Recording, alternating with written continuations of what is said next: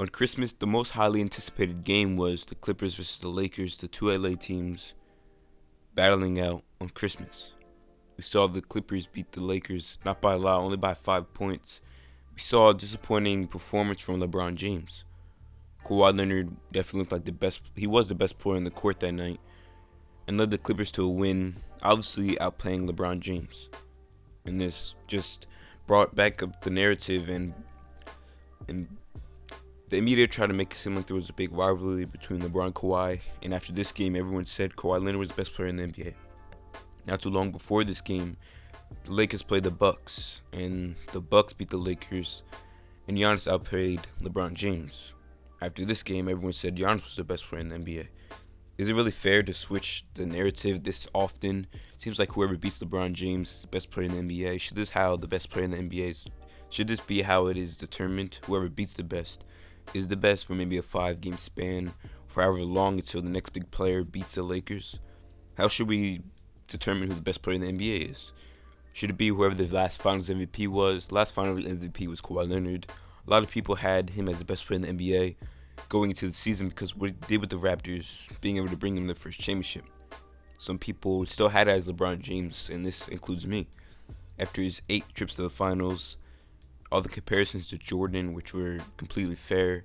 When it comes to who's better all time, it was fair. It's fair, and it was fair back then, going to the season, having LeBron James as the best player in the NBA. Was it still fair to have KD as the best player? He was the Finals MVP both years before Kawhi Leonard, and obviously a great scorer and one of the best of all time. Is it fair to have him as the best player? How about Steph Curry for what he did with making the Warriors who they were? He was the most important piece with helping the Warriors become who they became and become one of the best dynasties of all time. Could you say Anthony Davis or James Harden? Could you say James Harden because scoring is the most important part of basketball? That's how you win. Defense too, but offense is definitely more glorified in today's NBA. Since James Harden definitely has an argument for being the best offensive player in the NBA, could you say him? Or is it not fair to say that because he's never won anything major besides an MVP, but he's never won any rings? How should the best player in the NBA be determined?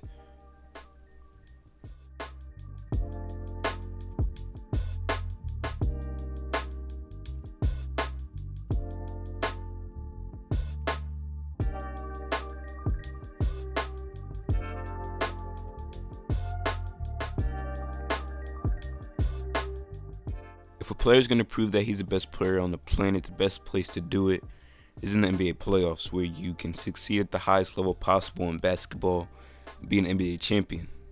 Maybe even pick up a Finals MVP. Again, we saw Kawhi Leonard be the Finals MVP and bring the Raptors the first championship at the end of the playoffs last year, and many people had him as the best player, which was completely fair because he just led his team to a championship. He was the most recent Finals MVP.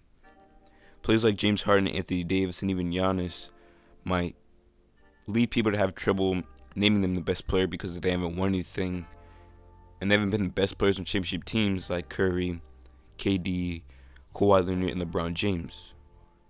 The NBA playoffs are the best place to prove you're the best player.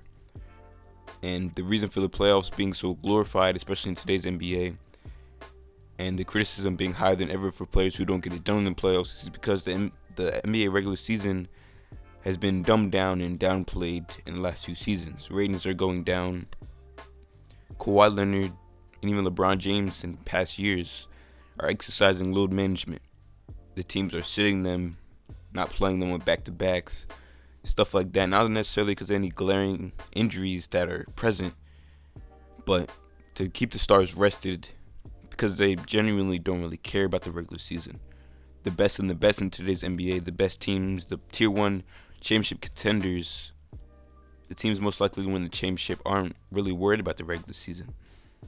The Lakers and the Clippers and even the Rockets need to rest their guys throughout the season to make sure they're as fresh as possible for the playoffs. They're going to need the guys to win championships, and they're going to need them to be super, super healthy. Kawhi Leonard exercised last year, only playing 60 games, and he was still the Finals MVP. LeBron James should start. Anthony Davis should start. Paul George, Russell Westbrook, James Harden, even Joel Embiid. All these guys should rest in the regular season, be more fresh for the playoffs, because the playoffs are where you prove you're the best player. In my opinion, that's how you determine who's the best player. who performs the best in the playoffs and in the regular season and can help their team win championships as the best player on the team. Giannis Antetokounmpo, a lot of people have him as best player. Is it really fair to name him the best player if he hasn't done things like Kawhi and LeBron James? I'm not going to knock anyone for calling Giannis the best player, but until he proves that he can lead his team to a championship, you might want to hesitate on calling him the best player in the NBA. The battle is between Kawhi Leonard and LeBron James at the beginning of the season because they could both get it done. Giannis is in the conversation now because of what he's doing for the Bucks, and he's probably the MVP right now. But the best way to determine that you're the best player in the NBA and prove yourself is through the NBA playoffs.